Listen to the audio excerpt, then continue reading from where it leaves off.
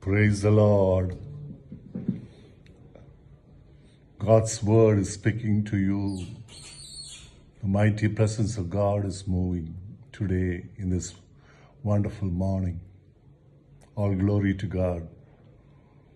The power of the Holy Spirit is telling me to tell you, Ephphatha, to be opened in the name of Jesus. Every demonic forces, getting you to be in this upper level, making you to be in the depression, everything we bind in the name of Jesus.